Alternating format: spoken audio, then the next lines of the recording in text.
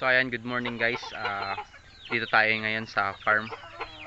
So ito po yung mga native natin. Bali nagsimula po tayo sa native, isa 5 babae at isa lang po na lalaki. At ito na po yung ramen ating native.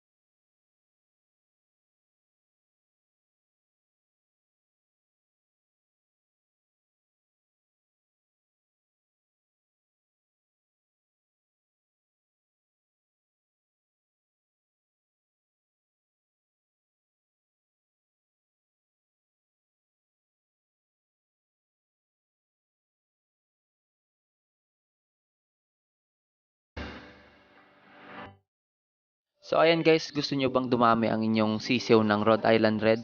So para iwas po tayo mamatayan guys, so ituturo ko po sa inyo yung pamamaraan ko kung paano po mag-alaga ng sisiw ng Rhode Island Red para iwas po mortality sa ating mga sisiw.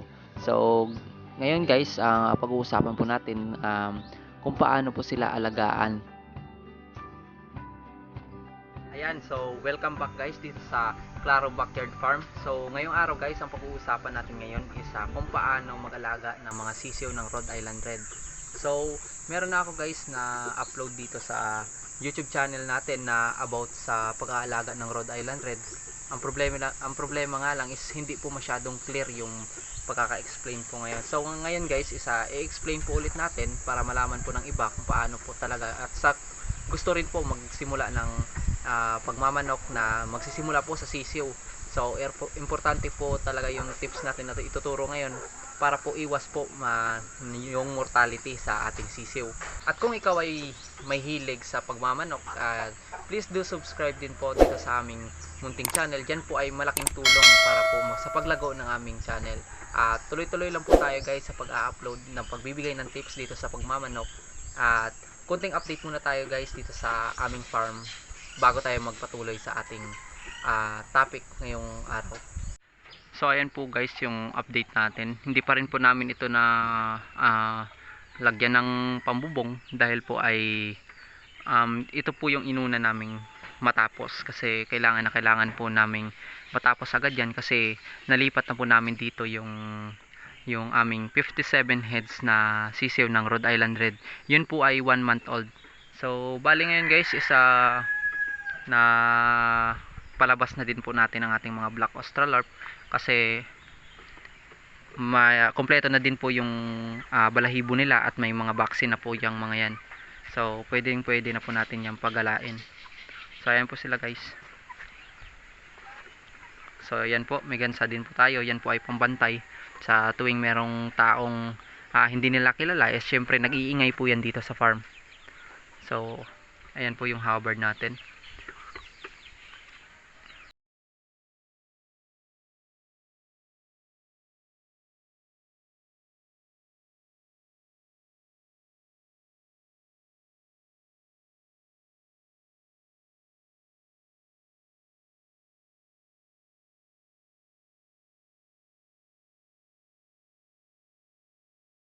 So ayan guys, yung una po natin dapat gawin is nakahanda na po yung ating brooding pen bago pa man po tayo bumili ng sisiw.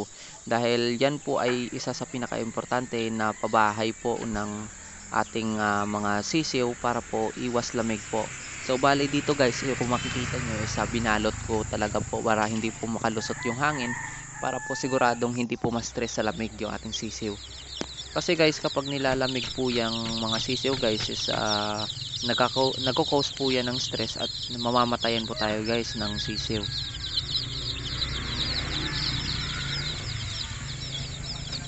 At kung kayo naman guys is bumili ng sisiw is kunwari bumiyahe po kayo ng malayo, ipahinga nyo po muna sila guys ng 30 minutes bago po kayo magbigay ng painom na Vitamin Pro. So yun po guys is anti-stress sa ating mga manok para po iwas stress po sa kasi ang stress po nila guys is maaring cause po ng mamatayan po tayo ng sisiw. So ayan po guys yung Vitamin Pro. So bali guys ang ginagawa ko dito dahil maliit lang po yung drinker natin is kinakalahati ko lang po yung Vitamin Pro kasi 5 liters po per yung isang sachet nito guys, pwede po sa 5 liters. So meron naman po yan guys description sa likod niya at kung paano gamitin. So bali ayan guys is haluin lang po natin para po magmix yung powder sa tubig.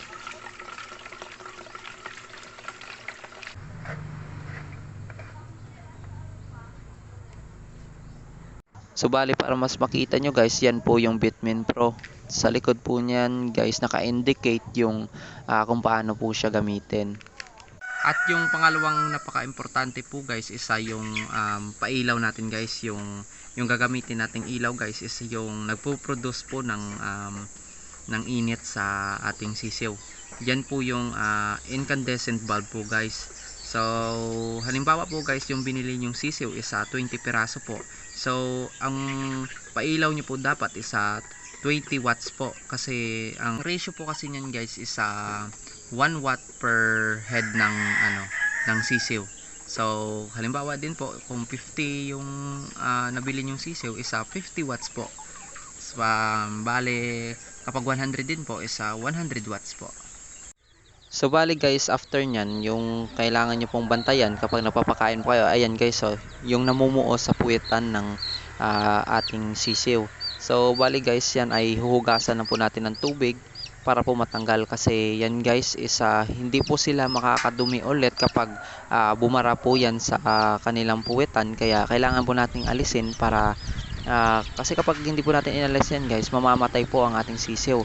So isa po yan guys na dapat po nating bantayan yung puwitan ng ating sisiw. Ayan guys, hugasan nyo lang po guys para po maging okay po ulit yung sisiw natin.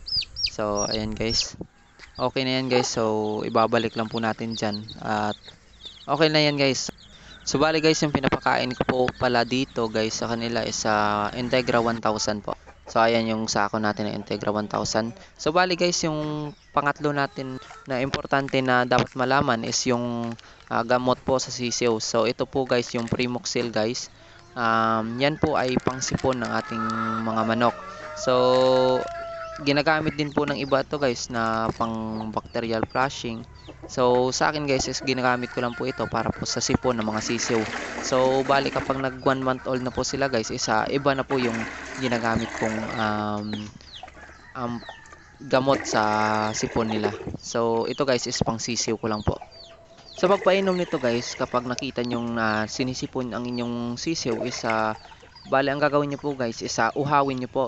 So bali halimbawa nakita nyo po ng kinaumagahan, so kunin nyo po yung patubigan nila, pagkatapos ay pag saktong 12 na po is doon nyo na lang po ibalik na may kasama pong Primoxil para sigurado po na iinumin nila yung kanilang yung gamot ng Primoxil.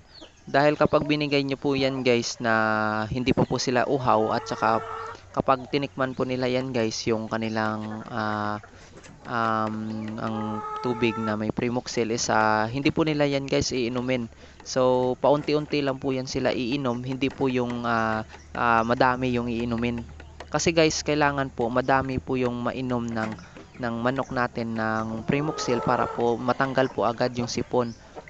Kung paano guys, kung hindi po nila maubos ang Primoxil, so wala din po guys, walang epekto yung Primoxil na binigay nyo.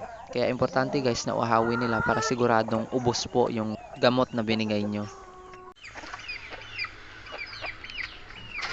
Ayan, so bali guys, inuha po natin muna yung ating mga sisiw bago po natin ilalagay itong Primoxil dahil sobrang pait nito guys, dahil gamot nila ito sa sipon is kapag meron pang tubig or meron pang nainom yung ating mga sisiw or hindi sila uhaw na uhaw is hindi po nila to iinumin. So mas mainam po na uhawin po natin sila. tsaka po tayo magbigay ng Primoxil. So dahil guys wala namang sakit yung ating day old chicks, so dito po muna natin ipapainom sa ating 1 month old para po mapakita ko po sa inyo na ito po ay inuhaw ko na po guys ng umaga. So ngayong 12 is binigyan ko sila ng painom para po siguradong iinumin po nila, at lahat po sila yan guys siguradong mag-aagawan po dahil pareho po silang mga uhaw. So bali guys kasi dito is malamig po tuwing gabi sa farm, kaya po okay na din po na magbigay po tayo ng Primoxil kahit wala po silang sipon. At kung pabago-bago guys ang panahon, unahan nyo na po yung sipon. So mas maganda po na magbigay na po kayo ng Primoxil para po kahit wala pa pong sakit is hindi po sila makapitan ng sakit kasi nakainom na po sila ng Primoxil. So ayan guys, kung makikita nyo is uhaw na uhaw yung ating mga manok. Kasi inuhaw natin yan guys para po siguradong hindi masayang yung ating Primoxil. Dahil yung Primoxil guys na presyo dito is 30 pesos each. Powder po yan. Sa isang sachet is 30 pesos po yan guys. So siguraduhin po natin na uhaw yung ating mga manok guys para di po masayang yung ating gamot. At saka mas maganda po yan guys na kung naririnig nyo palang na hatching na hatching, bahing ng bahing yung manok nyo is lagyan nyo na po ng Primoxil para po kahit hindi pa po malala is siguradong tanggal po agad yan. So bali guys, pwede din po kayong magbigay ng every week, isang beses magbigay kayo ng Vitamin Pro para po masustain yung immunity at saka makatulong po sa pagdigest ng pagkain sa ating sisiw para po hindi din po tayo mamatayan, kasi malaking tulong din po talaga yung vitamins para po sa ating mga sisiw. At yung Vitamin Pro guys is makakatulong po yan para mabilis po ang paglaki ng ating mga sisiw. Yung last tips natin guys is maglagay po tayo ng rice hull para po hindi po malamigan yung paa ng ating mga sisiw. Kasi alam niyo naman kapag nalamigan po yan is nagkakaroon po yan na sila ng stress. So yan lang po guys yung process ko sa pag-aalaga ng mga sisiw. So kahit paano naman guys sa pagsunod ko sa mga tips, strategy ko is hindi po tayo namamatayan ng mga sisiw at napapadami po natin. So bali ito guys yung 1 month old natin ngayon na to na sarili na nating produce ito ay 57 heads po, at saka meron din pong 75 heads pa po na nasa bahay. Yun po yung mga week old at saka day old. So meron na din po dong 32 piraso na 1 month old na din po ngayong middle of this March. Kaya magandang sinyalis yun para na maganda yung pamamaraan natin sa pag-aalaga ng mga sisiw. So hanggang dyan lang po muna tayo guys, at sana po nakatulong sa inyo ang ating munting tips para po sa pag-aalaga ng mga manok sa mga gustong magsimula. Sana po nakatulong sa inyo, at sa mga expert dyan at mga bihasa sa pag-aalaga ng manok ay saludo po ako sa inyo. So yun po lamang po guys, base po sa aking karanasan, at yun po ang sinusunod ko na pamamaraan para po sa pag-aalaga ng aking mga sisiw. So hanggang dyan lang po muna guys, at kung nagustuhan nyo at nakatulong sa inyo ang video na ito, ay huwag niyo pong kalimutan na mag-subscribe, like, and i-hit ang notification bell para lagi po kayong updated sa mga susunod po nating mga video.